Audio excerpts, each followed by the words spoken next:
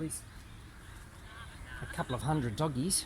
They all seem to be behaving themselves, but you do get some that just won't behave.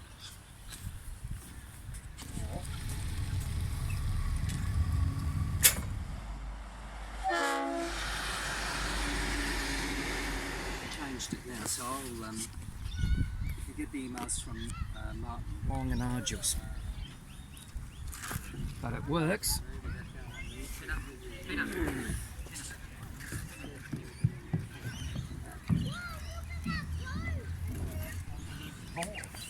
Crawling around on my hands and knees.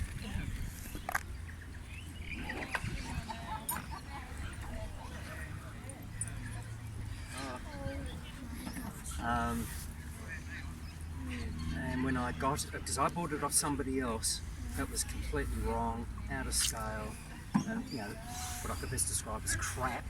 So I had to rebuild the whole thing completely. And originally the hull came in two parts. You had to join it together with bolts in the middle, and then restructured the hull to bear the weight of the batteries and ballast that I'm about to put in very shortly. And then fiberglass the whole lot, and then waterproof everything, repaint everything. Where the gold button is there was when the Japanese signed their surrender treaty, when America won, the Allies won the war. There's like flags. Yeah. Oh, the flags, is that what you mean? Yeah. I always put it there for safekeeping.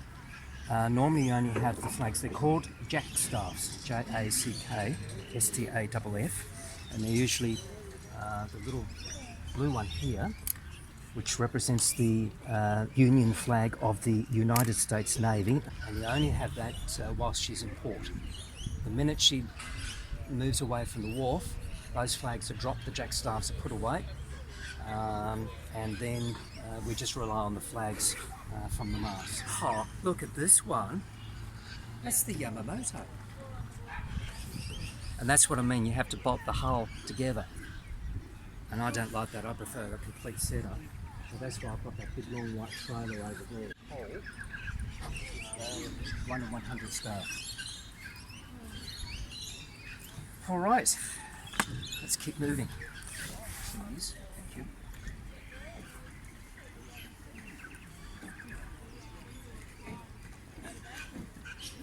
Whoa. Now, next. I wouldn't be able to do this. Too complicated. Not necessarily. When I first started building models, I was only about 8, 9 years old. In those days, and it was just simple models. Don't go for the complicated ones. Yeah, it can be a bit overwhelming, but it was just years of experience. Because remember, when I grew up, computers didn't exist, so it was all pre those days or era. So I just built the models. But as I went on building models for years, I started to gain my experience, and it was just hard won experience the hard way. And that's when I started to include a lot more detailing as time went on. Don't worry. I always need my ship's plan of where to lay out all the ballast, because it's not often do I sail it. And you tend to forget. So the best thing to do is just draw up a quick plan of it. Are they batteries? Sorry? What are those little parts for? They're just ballast.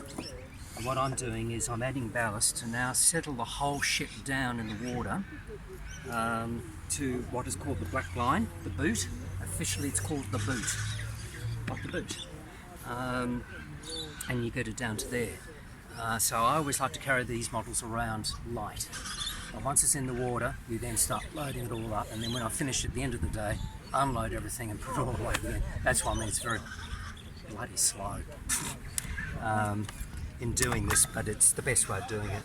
And when you load the ship up, you've got to do it in incremental stages.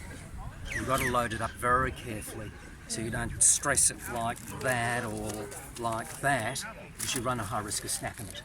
And real ships will do that. If you see some footage again on YouTube, collisions with ships or sinking, and you watch them, you'll see the whole ship. It may be an 80,000 ton ship, and suddenly the stern just goes snap, bay. Like the It's, Titanic. it's literally like the Titanic. And in those days, the Titanic was badly built. They've now discovered that the quality of the metal was crap. It was done on the cheap because the shipping company couldn't afford it. They were struggling to make money, and that's in what, 1912. That's pretty serious, but the methodology or the scenarios that happen hasn't changed in all these years. What I'm doing is I'm just connecting up the batteries at the moment, but not turning the switches on. And then it carries 4 batteries, but only 2 are connected at any one time.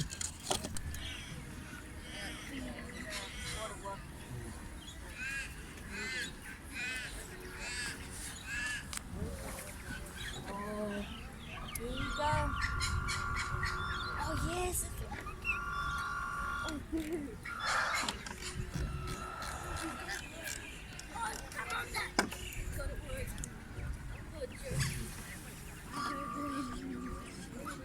Yep. And he's got like completely.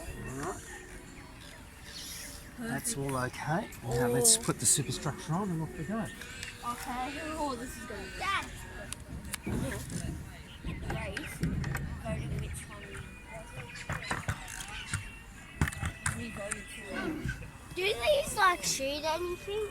No, they don't shoot anything though. I've been thinking ways of doing it, but it just gets a bit complicated.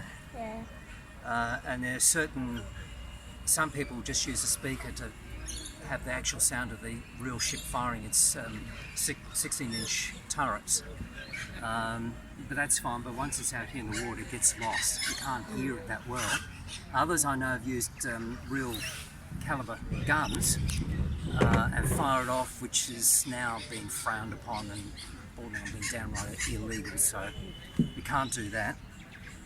The only other thought is that I was going to use a pump to suck the water through from underneath the hull there, and then use orange and yellow water-based paint. Mix the 2 lots. That represents the flash as the guns are fired. Again, when you look on the YouTube, it will show an example, and there's one lot when the Missouri was in Australia, and the federal government gave permission for the Missouri to fire its guns in Australian territorial waters, which is really, that's an honour. And they fired all these guns as it would have been done during the Second World War, and that's what, the 1980s, and they fire it all at once. And it's quite an awesome thing, with this immense yellow-orange flash initially, then the enormous smoke pall coming out of the barrels, huge and dense, and then you hear this loud hissing sound where the air is compounding and pushing all the crap out of the barrels. There is a model, I think, in one of the museums in Japan or in Tokyo, where the model is about, now what's that, 40 feet, that's 3, 6, 12 metres, in fact I think it goes up to 25 metres long. The Yamamoto and the Musashi, the 2 Japanese warships, they were the first to introduce the bulbous bow that we're used to seeing in most cargo ships or container ships or passenger liners, where it protrudes out. When the Missouri was built and its other 3-class battleships, there is a bulbous bow there, but it's all straight at the very front, as the Japanese came up with that idea where you flare it out forward and then back. And since then, if you look at the passenger liner Queen Mary 2, the current Cunard liner, its bulbous bow goes much further out, for about 15 metres ahead of the bow, and that's been proven to actually push the water out of the way, which means it uses far less fuel to get the propellers to spin to get a much higher speed, which makes it environmentally bang on, very friendly. But it was the Japanese that came up with that one originally. Oh yes.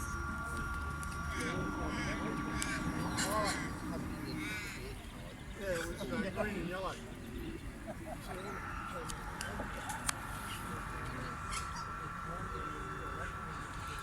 Ooh, just clear the wharf.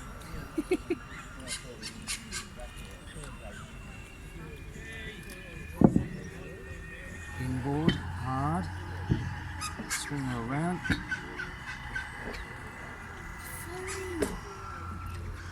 is so cool. I don't think she's on an even keel yet. We've still got to get that sorted. But initially, let's just get it going. I'll hate for it to tip. Hey? I'll hate for it to tip. Oh, it'll be alright, but yeah, you've still got to be just a bit careful. Yeah. Oh, it's going over. What I'm doing now initially is I'm just giving it a quick test firstly to make sure I've got all the controls set up correctly and it's registering correctly. And we increase speed up to battle speed. Yeah, it's just slightly to port, and that's at battle speed.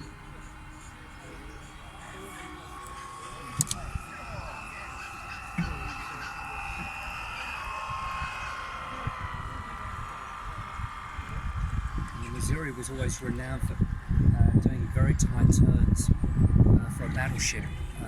She was the first to come up with the tight turns, which the Germans were already achieving that with their dual rudders, but with the American battleships they had two propellers behind the dual rudders,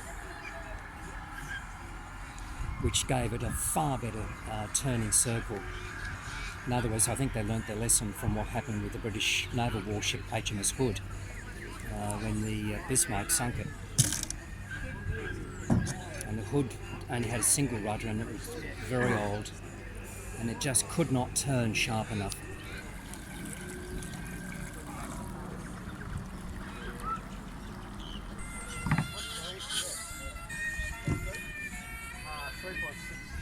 Looks like it's a base off a wheelchair. Oh shit, shit, shit. Mind the ship!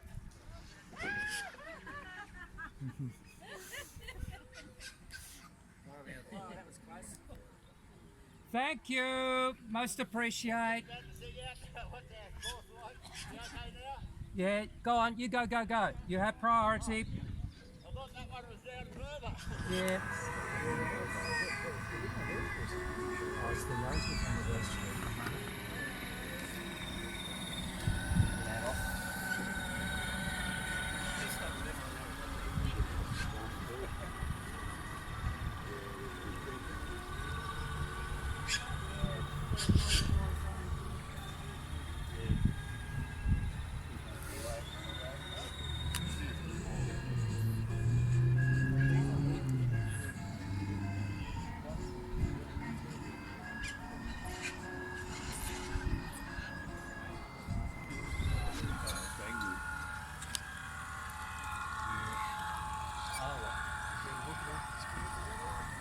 Gives me time.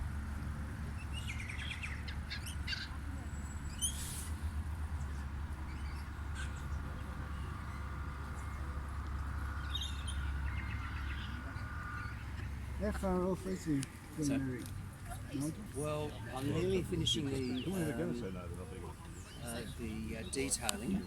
A lot of the propulsion systems are set up, but they've got to be connected, which is the next big project, which will be about July. Sorry? You haven't had it in the water. Float tests, yes. Again, if you go to YouTube, I did several float tests some years ago where I wanted to check the Mary Howard sat in the So water. go to YouTube, what do I dial up? It's Nigel's model ships, Okay. and you'll see a whole stack. And be prepared. When my jaw starts flapping, it flaps like a duck's bum. It just will not stop. You go for the whole long duration, but you get a lot out of it, and you'll be familiar because it's either here or Nyanga, so it's familiar territory. See, mine's better than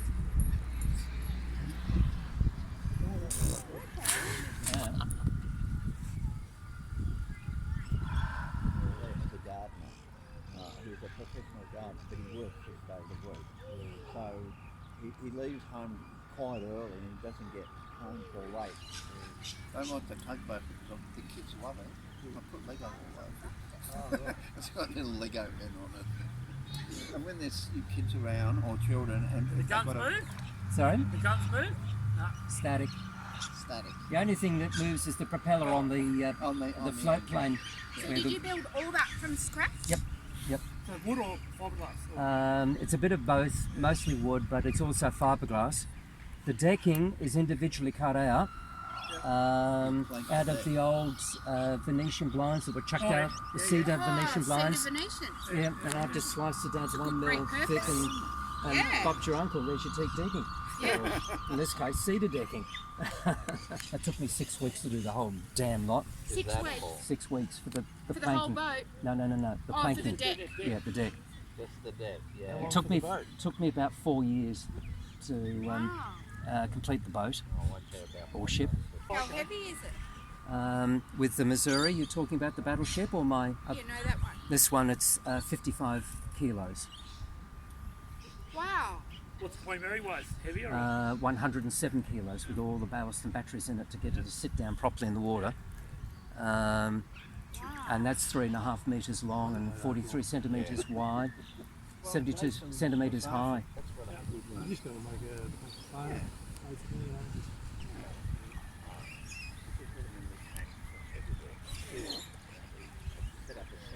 Interestingly enough, to make things lighter for the superstructure and the easiness of building extreme detail of the superstructure, for example, all of that, this hidden down here, the decks are made out of ply, but the actual walls are made out of cardboard. But what you do with the cardboard is you use oil-based paint, and that waterproofs the cardboard completely, and you make sure that your paint around the edges where you've cut the cardboard, you've got the exposure of the raw cardboard. So what did you use? Oil-based paint, and that feeds through and it soaks it up.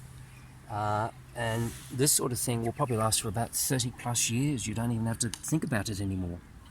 Because it's nice and light, easy to cut to the shapes you want, very pliable to get to the shapes you want. And when you start constructing the window frame supports, which actually go behind these horizontal strips, that's exactly what it is on the real ship. Look at the real ship, and you'll notice it's such an easy and simple construction. And then when the ship is out of a war zone, they will then put the glass palings in all the way around. So now it's a closed-in breach. But in a battle, the sailors then will remove the glass panes, take them downstairs or stow them.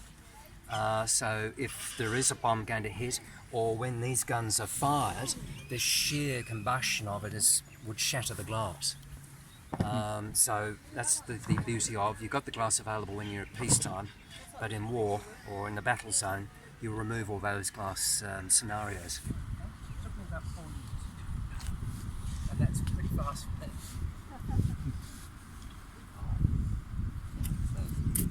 I don't even do the Holland for you. Oh, really? That's the one Cher sang her song on. That's right. Damn, I should have got the model chair to straddle the turret. I was looking at doing one of the Bismarck. Okay, yeah. Yeah, just some of the aftermarket stuff that you can get from. Yep. There goes the 747 going off up to Sydney.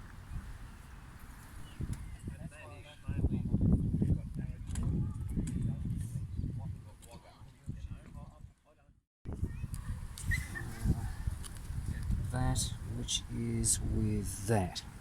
So I know I've got to go around and remember the areas I've got to repair. So what I like to do, as soon as I get the model back inside at home, I can then quickly repair any damages.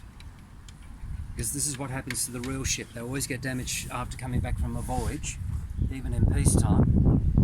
And it's whether it's a battleship or a passenger liner. And the result is you've got to get it fixed whilst it's in port, if you can. Or if the ship is still sailing at sea, you have to fix it whilst it's still sailing along. So they need constant repair and constant attention. Always, always, always. That's why ships are so very expensive to maintain.